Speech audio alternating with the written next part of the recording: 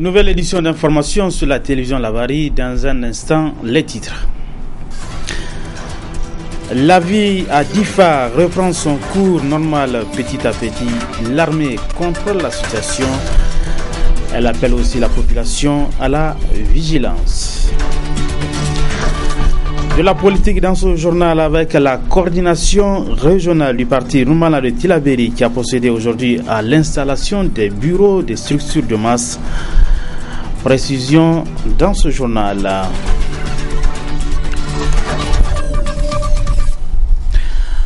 Mesdames, Messieurs, bonsoir et bienvenue sur cette édition d'information que nous débutons par cette brève. Arrestation aujourd'hui à Niamey du promoteur et directeur de publication du quotidien privé L'Enquêteur. Soumana Idrissa Mega a été placé en garde à vue dans les locaux de la police pour un article intitulé La bagnole de rêve du fils du président de la République, paru dans L'Enquêteur numéro 1144 du 6 février 2015. Dans cet article, Abba Mohamed Soufou aurait acquis une voiture de marque Ferrari 458 dont le modèle coûterait 130 millions en Belgique et cette italienne vaut en seconde main en Allemagne donc 98 millions de francs CFA. Nous y reviendrons dans nos prochaines éditions d'information. Je l'ai annoncé dans les titres. Le calme règne à Difa depuis quelques jours. La population retrouve du jour au lendemain son souffle. La présence des éléments des forces de défense et de sécurité rassure les habitants de la ville de Difa où la vie reprend son cours normal petit à petit. Le reportage de Hassan Saleh Moussafa. Plus d'une semaine après les attaques terroristes dans la région de Difa, notamment à Bosso et à Difa, le calme semble revenu dans la ville de Difa où les activités économiques reprennent petit à petit. Les boutiques restées fermées pendant des jours sont de nouveau ouvertes selon quelques habitants qui nous confirment aussi le retour de certaines personnes qui ont quitté la ville précipitamment. En tout cas, la ville reprend tout ça. Oui, les gens ont commencé à ouvrir les boutiques. Même autour du marché, ils sont partis hier vers le marché, c'est que les gens ont commencé à ouvrir. Vous n'avez pas eu le coup des gens qui ont commencé à revenir? Hier, c'est ce que hier, j'ai appris. Par exemple, dans notre quartier, parce que moi, je suis de l'autre côté, à peu près presque même dans le quartier Savon Carré, mais moi, je suis à côté de la direction de la douane. Là-bas, au fond, il y a eu des gens qui ont commencé à rejoindre leur maison. Ils sont revenus. Difa, ça va maintenant. La vie reprend petit à petit.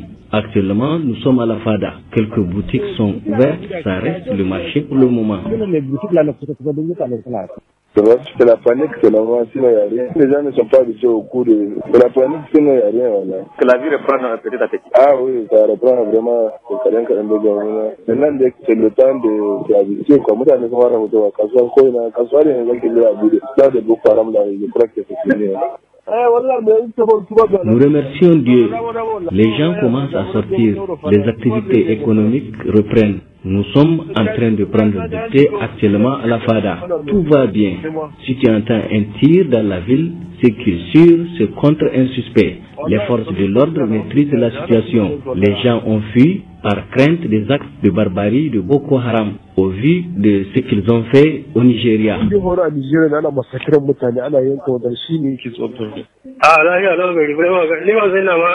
Le calme règne dans la ville de Difa. Les gens ont commencé à vaquer à leurs activités. Il y a ceux qui sont revenus. Même ce matin, j'ai vu un véhicule de transport rentrer dans la ville avec des personnes qui ont quitté. Les gens sont sortis ce matin à Difa. Et en tant que cette ambiance, je suis présentement au quartier Charé. Les boutiquiers ont ouvert leurs boutiques. Ça va vraiment pour l'instant. Selon le dernier communiqué du ministère de la Défense, la situation est sous contrôle à Difa. Les autorités régionales appellent les personnes déplacées de revenir. Au vu de l'évolution de la situation, les habitants de la ville de Difa retrouvent l'espoir. Ils se disent optimistes quant à un retour définitif au calme. Le 11 février dernier, le gouvernement a décrété l'état d'urgence de 15 jours dans cette région. Pour soutenir les forces de défense et de sécurité engagées dans le combat contre Boko Haram et lutter contre la corruption, une marche sera organisée le mardi prochain sur l'ensemble du territoire national à l'appel du gouvernement. Seulement un appel au boycott de cette marche a été lancé par l'opposition politique qui estime qu'elle n'est pas opportune dans le contexte actuel, mais surtout qu'elle va être récupérée à des fins politiques. N'est-ce pas, Abdelrazak Idrissa? Pour les partis de l'opposition, il y a bien d'autres voies pour manifester un quelconque soutien aux forces de défense et de sécurité au front contre Boko Haram. Organiser donc une marche que l'on veut grandiose, c'est exposer davantage les Nigériens déjà gagnés par une certaine peur. On a peur, c'est un fait. Il faut être naïf pour dire qu'on n'a pas peur. Mais la peur, véritablement, c'est un sentiment, ce n'est pas une émotion. La peur appelle à la prudence. Aller marcher à l'image de ce qui se passe dans certains pays, nous estimons que aujourd'hui ça ne se passe pas au Niger. C'est une situation réelle, l'insécurité est là, Boko Haram est rare, il faut véritablement être extrêmement prudent. Vous avez vu ce qui s'est passé à Difa? Ce sont des cellules dormantes qui étaient là. Lorsqu'il y a eu ces attaques, ce sont ces cellules dormantes qui sont sorties de la ville de Difa pour attaquer nos militaires. Qui sait ce qui se passe à Niamey?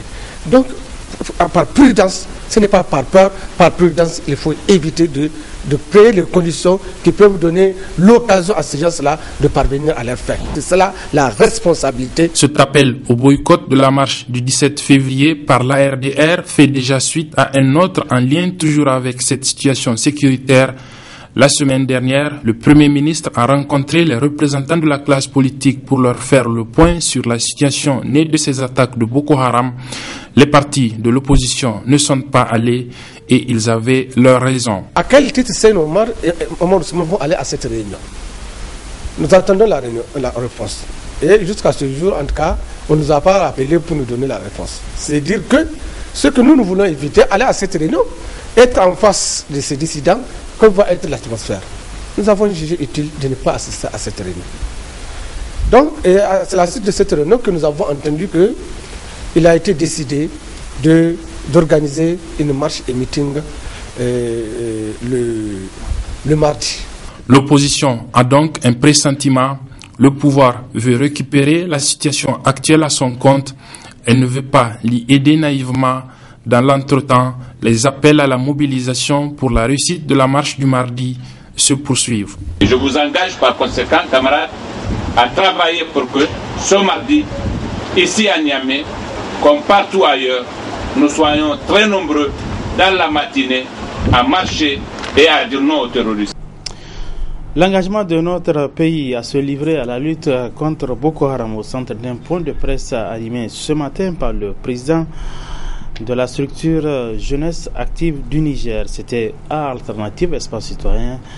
C'était en présence de notre reporter Michel Ligi. Je vais parler justement de cette question des bandits armés, communément appelés Boko Haram, qui ont attaqué notre pays. Et à partir de cela, notre pays a décidé de rentrer en guerre contre ce groupe terroriste. Il s'est agi pour la JAN, à travers ce point de presse, d'exprimer sa position par rapport à cette autorisation de la représentation nationale d'envoyer des troupes nigériennes pour aller combattre Boko Haram à la demande du gouvernement. Ces menaces font de telle sorte que beaucoup de choses que nous avons toujours critiquées vont échapper au contrôle du peuple. Alors c'est pour ça que nous disons que tout le peuple doit se mobiliser et nous, en tant que jeunesse, nous allons nous mobiliser pour constituer un soutien indéfectible et même s'il y a lieu de rentrer, faire une formation militaire pour appuyer l'armée nigérienne afin de protéger l'intégrité du territoire, nous le ferons, mais nous ne le faisons pas pour notre classe politique. Cependant, la JAN demande à tous les citoyens nigériens en général et au gouvernement de façon particulière d'être très vigilant dans sa posture face à ces manœuvres de Boko Haram que cette structure considère être une pure expression de l'impérialisme. La suite de ce journal avec ce communiqué de presse de l'association nigérienne pour la défense des droits de l'homme, NDDH, Suite aux attaques, aux multiples attaques donc dans les localités de Bosso et d'Ifa le 6 février 2015, le Ben ANDH apporte son soutien ferme aux forces de défense et de sécurité et prie Dieu le Tout-Puissant pour que le peuple nigérien sorte victorieux de cette épreuve qui lui est imposée. 2. Demande aux autorités de prendre toutes les mesures utiles pour mettre les forces de défense et de sécurité dans des conditions favorables à une victoire rapide sur l'ennemi. 3. Demande également aux populations de faire preuve de vigilance et d'apporter leur collaboration aux forces de défense et de sécurité pour une action efficace. 4. Malgré ce contexte difficile, le Ben NDH sait qu'il peut compter sur le professionnalisme de nos forces de défense et de sécurité pour mener les opérations militaires dans le respect des règles et principes du droit à la guerre tels que prescrits par les instruments juridiques nationaux, régionaux et internationaux. Et enfin, le Ben NDH lance un appel pressant aux institutions humanitaires pour venir en aide aux populations déplacées de la région de Difa, fait à Niamey le 14 février 2015 pour le Ben NDH, le vice-président Ali Seydou. Autre aspect de ce journal, dans le cadre de la mise en œuvre de son plan d'action, l'Association pour le développement intellectuel en milieu scolaire a organisé ce matin une conférence débat au lycée Issa Korombe de Niamey. Le changement de mentalité pour une bonne culture de l'excellence, tel est le thème de cette conférence, et résumé ici par Michel Légy. Après une évaluation, je constate que mon voisin a une note plus élevée que la mienne, alors je fais tout pour le rattraper ou bien pour avoir une note meilleure que la. C'est une initiative qui vise à contribuer à la promotion de la culture de l'excellence au sein des établissements scolaires. Une conférence au cours de laquelle les jeunes scolaires ont été édifiés sur les qualités et efforts que requiert toute réussite. Moi, je dirais que c'est une initiative vraiment noble. Parce que des jeunes qui ont eu la conscience de penser à envisager de solutionner le problème des uns et des autres, surtout dans le domaine scolaire, je dirais que c'est une association noble. Autrement dit, un problème identifié, c'est à moitié résolu. Et aujourd'hui, nous avons le problème de la baisse des niveaux, la tricherie et autres facteurs. Donc, il faut avoir une table sur laquelle on va résoudre le problème. En fait, c'est une association qu'on a créée l'année passée, 2014, en juin 2014. Donc, nous avons créé cette structure qui a pour but de contribuer à l'excellence à l'école. Vu le constat qu'on a fait à l'école maintenant, l'école n'est plus un cadre d'éducation, mais maintenant un cadre de désolation. Parce que vraiment l'école, maintenant, ça ne va pas à l'école, l'école est dégradée. Notons que cette conférence, qui marque le début de plusieurs autres qu'envisage d'organiser cette jeune association, est soutenue par le comité directeur de l'USN, qui a été représenté par son secrétaire général Anas Jibrilla. De la politique dans ce journal, la première réunion ce matin à Tillabéri du bureau régional de la coordination régionale du parti Modène Falumana de la région de Tillabéri. Une réunion qui a vu l'installation officielle du bureau de la coordination et des bureaux des organisations de masse. C'était en présence de notre envoyé spécial Nasser Dantofo sur des images de Abouakar Soleil. C'est pour rompre avec la gouvernance antérieure de la coordination régionale de Tillabéri du mouvement démocratique nigérien pour une fédération africaine Modène Falumana Africa, mais aussi et surtout de mener le combat pour maintenir plus haut le flambeau du parti dans la région de Tillabéri, que cette première réunion au titre de l'année 2015 qui a regroupé l'ensemble des membres du bureau s'est tenue. Le président de la coordination régionale de Tillabéri, en ouvrant les travaux de cette réunion, a fait cas de la guerre dans laquelle s'est engagé le Niger contre la Boko Haram. Une situation de guerre est la pire des situations qui peuvent arriver à un pays, de surcroît le dernier de la planète en termes d'indice de développement humain, qui gère une pénurie de ressources, toute nature confondue, pour assurer la survie des populations qui y vivent. Mais la réalité est là, têtue. Notre pays est en guerre contre Boko Haram et nous avons le devoir sacré de résister, mieux de vaincre.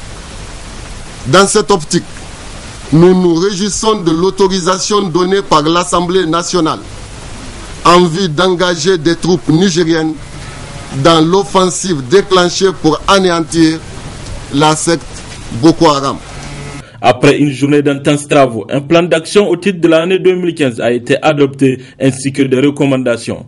Le plan d'action comportant les activités que nous devons de mener durant l'année 2015 a été adopté. De plus, il est à noter qu'il a été retenu le principe d'une mobilisation conséquente des ressources en vue de la mise en œuvre diligente de ce plan d'action. Vous avez également formulé des recommandations allant dans le sens d'une circulation beaucoup plus fluide de l'information, d'une déconcentration de nos rencontres et d'un contact, de l'établissement d'un contact permanent avec les militants à la base. Je puis vous assurer que ces recommandations, au demeurant pertinentes, vont être internalisées par l'ensemble des membres du bureau de la coordination et ces recommandations, j'en suis sûr, seront suivies d'effet. Cette réunion a vu également l'installation du bureau des organisations de Massa, Phoenix, des femmes et celui des jeunes au titre de la région de Tillabéri. Les jeunes du quartier Yantala ont mené ce matin une opération de salubrité afin de rendre leur quartier propre. Les détails avec Youssouf Gourou Tchabi. La propriété, c'est la santé. Et la santé est plus que l'argent, dit-on. Nous sommes à Yantala, où la population de ces quartiers constitués en groupe a pris l'initiative de rendre leur cadre de vie propre.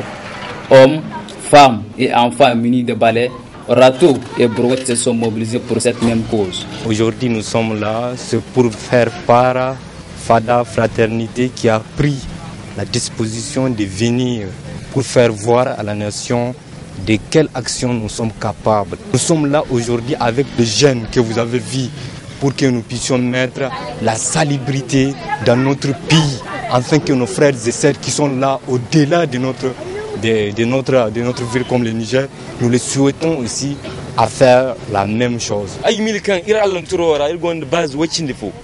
Nous avons près de 11 bases dans les alentours qui peuvent faire pérenniser ces genres d'actions si nous sommes vraiment aidés. La volonté ne manque donc pas et on n'attend que d'être soutenus. Pour encourager les initiateurs de cette opération, les femmes de ces quartiers s'associent et apportent leur coup de main pour assainir leur quartier. Sifile na ise zai sifile na kura sa tare mi an mega fatta amma iddi sindi gaga sine sindi pel sindi rato sindi mot kan kag fiso tuvel mo sino kadde wo tede dirbo non go kir ko fiso mun mo halu sarai bande hale wadin bine man no way borgi hina babor bam hanan bo sindi gaga sina site odin hinno wo ba gomnanti ga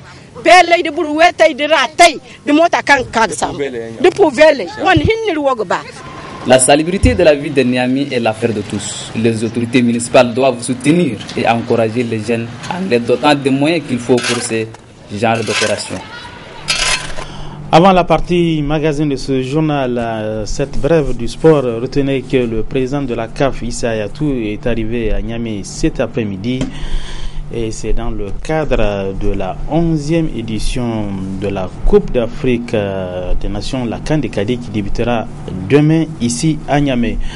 Retenez que demain, match d'ouverture, le MENA cadet affrontera les cadets du Nigeria et le coup d'envoi est prévu à partir de 15h. Tous au stade Général Séné Kounti de Niamey demain pour pousser le MENA cadet à la victoire. La partie magazine de ce journal est consacrée au point de presse animé par le porte-parole de l'ADR, l'opposition politique. Très bonne réception et bon week-end à tous. Ce point de presse s'articule sur 2 points essentiels. Il s'agit premièrement de faire connaître à nos militants, mais aussi à l'ensemble de nos concitoyens, pourquoi l'ARDR n'a pas jugé utile de répondre à la réunion de concertation sur Boko Haram convoquée par le Premier ministre le 10 février 2015. Le deuxième point, il s'agira pour nous de donner les raisons pour lesquelles nous allons demander à nos militantes et militants, ainsi qu'à tous les concitoyens, de ne pas participer à la marche prévue le mardi prochain. Une marche, disons, qu'on appelle une marche de soutien aux militaires, mais au fur et à mesure que le temps passe, aujourd'hui on nous parle d'une marche de soutien aux militaires et au gouvernement, et sûrement d'ici lundi soir, ça va aboutir à une marche de soutien aux militaires, au gouvernement et au président de la République. D'abord, les raisons de notre non-participation à la réunion de concertation organisée par le Premier ministre le 10 février 2015. Rappelons d'abord que le lundi 9 février, l'ensemble des députés de la représentation nationale ont donné leur accord pour l'envoi de troupes au Nigeria. Les députés de l'opposition, à travers les députés du groupe parlementaire RN et Lumana, ont voté cette résolution. Mais rappelez-vous aussi que c'est la deuxième fois que ce type d'événement est survenu. Et lorsqu'il s'est agi de l'envoi de troupes au Mali, si vous vous rappelez très bien, après la vote de la résolution, le président de la République avait appelé autour de lui le président de l'Assemblée nationale, le chef de file de l'opposition, les présidents des groupes parlementaires, un certain nombre de responsables, pour les féliciter d'avoir voté cette résolution. Cette image a apparu sur nos écrans et la communauté nationale et internationale a apprécié cette donne. Cette fois-ci, le président de la République n'a pas jugé utile d'abord d'appeler le chef de file de l'opposition avant le vote de la résolution, et même après le vote de la résolution, il ne l'a pas contacté. Au niveau de l'opposition, nous savons pourquoi. Nous savons que le président de la République est extrêmement gêné. Parce que pour lui, il n'y a plus d'opposition. Il n'y a plus d'opposition à partir du moment où son ministre de l'Intérieur a décidé d'arracher le parti MNSD de Nassara pour le remettre à des dissidents. Et le parti CDS Rama l'a arraché des mains de Maman Ousmane pour le remettre à d'autres dissidents. Donc, aujourd'hui, où se trouve le chef de file de l'opposition? Est-ce le ministre d'État à qui on a donné le parti MNSD de Nassara, ou bien l'autre ancien ministre d'État à qui on a donné le CDS Rama? Nous savons que les textes sont clairs. Le titre de chef de file de l'opposition est organisé à travers un texte, l'ordonnance de statut de l'opposition, qui nous dit, cette ordonnance, l'ordonnance 2010-85 du 16 décembre, qui stipule à son article 21 que le chef de file de l'opposition politique est le premier responsable du parti de l'opposition ayant le plus grand nombre d'élus à l'Assemblée nationale. Voilà donc la difficulté du président de la République. Pourquoi nous estimons qu'il n'a pas voulu inviter le chef de file de l'opposition. C'est dire que pour lui, il n'y a plus d'opposition au Niger. Mais regardez ce qui s'est passé en France, parce que le président de la République veut toujours imiter la France. En tout cas, nous avons suivi les événements de Charlie en France, et la première action, les premiers mots sortis de la bouche de Hollande, c'est l'unité nationale, c'est l'unité de tous les Français. Et dans le mode d'ordre d'idées, pour un sera effectif, il a eu à appeler, à inviter l'ancien président Sarkozy au palais de l'Élysée. Il s'est entretenu avec lui et il l'a invité à la marche à laquelle notre président s'est invité et qui a abouti aux événements que vous connaissez, les événements qui se sont passés au Niger, des événements extrêmement regrettables. Donc, le président de la République ne peut pas inviter le chef de file de l'opposition. Et c'est justement cette même gêne qui s'est trouvée au niveau du Premier ministre lorsqu'il a voulu organiser sa réunion. En effet, nous savons que le Premier ministre est le président du Conseil national du dialogue politique. Le CNDP a pour attribution, c'est un cadre de concertation où la concertation s'instaure entre tous les partis politiques, aussi bien de l'opposition, de la majorité et de non-affiliés. Et c'est un cadre qui débat sur des questions d'intérêt national. Et je pense que la question de l'insécurité est une question d'intérêt national. Et le Premier ministre avait donc toute la latitude de convoquer les partis politiques à travers ce CNDP.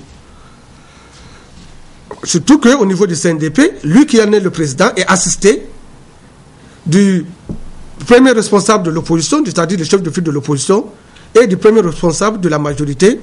En l'occurrence, aujourd'hui, c'est Bazoum Mohamed.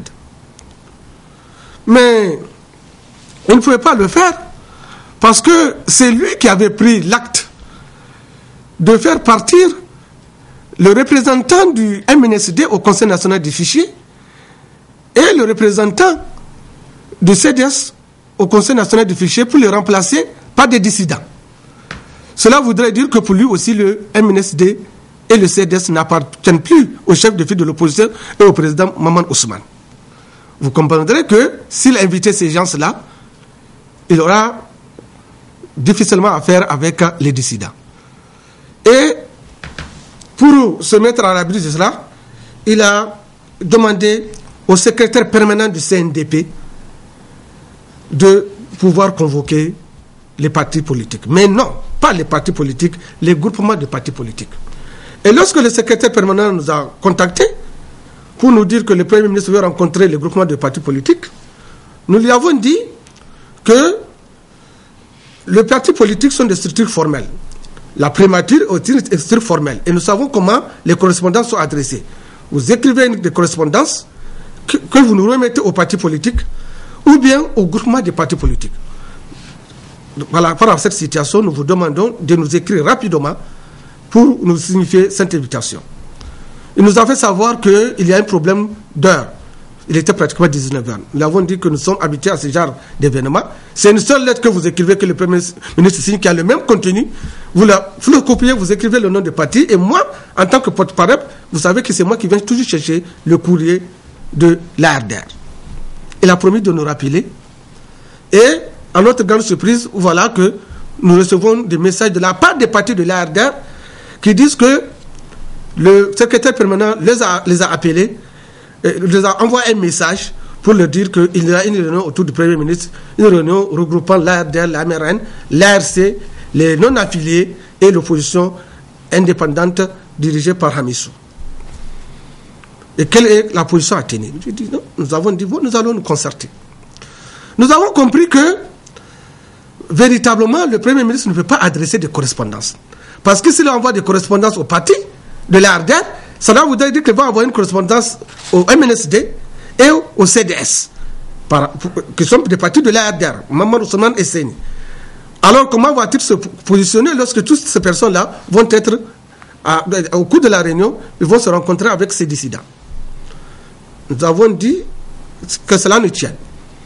Et le chef de file de l'opposition a dit, il faut dire au secrétaire permanent, de dire au Premier ministre que lui, président du MNSD, Nassara, chef de file de l'opposition, et Maman Ousmane, président du CDS Rahama, ancien président de la République, sont prêts à venir à cette réunion qui est d'intérêt national.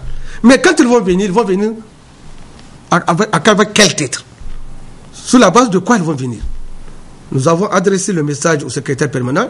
Il a promis de nous rappeler. En tout cas, aujourd'hui, nous sommes, je ne sais pas, le 13 ou le 14, nous attendons toujours la réponse. Quoi qu'il en soit, vous avez remarqué que la réunion s'est tenue. C'est dire que c'est une réunion informelle, formelle. Ils n'ont pas voulu appeler ça CNDP parce qu'ils savent qu'ils ne peuvent pas convoquer une réunion du CNDP. Et nous, en toute responsabilité, nous avons décidé de ne pas aller à cette réunion pour deux raisons fondamentales.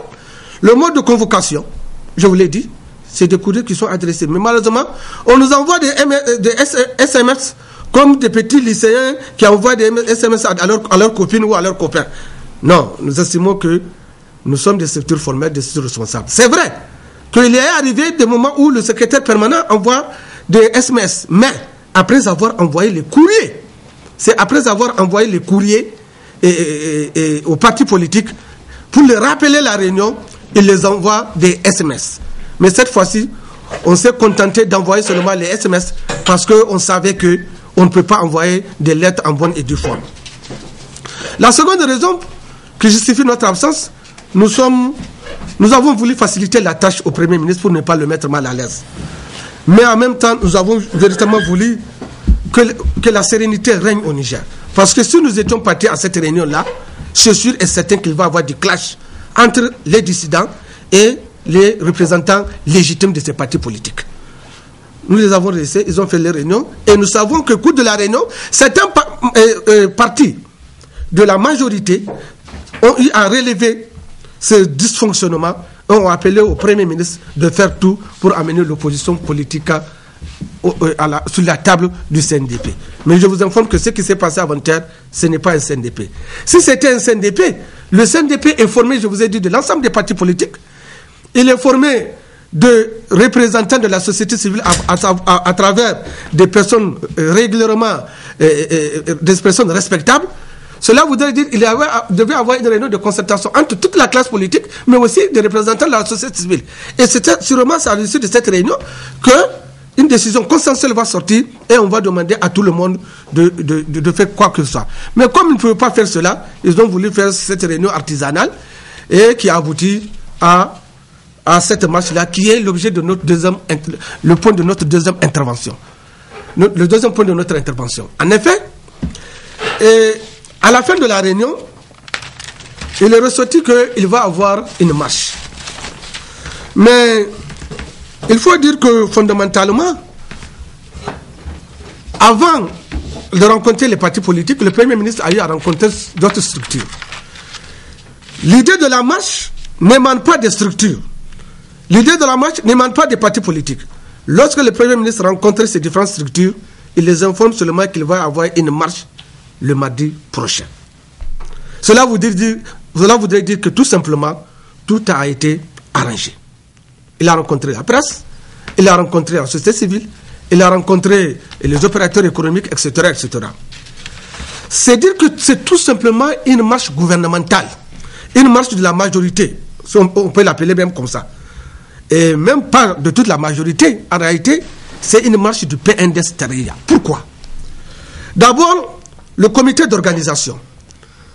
Aujourd'hui, vous demandez, même les partis de la majorité, ils ne savent pas ce qui se passe. Il y a un comité d'organisation qui est installé au niveau de la primature, qui est chargé de l'organisation de cette marche-là.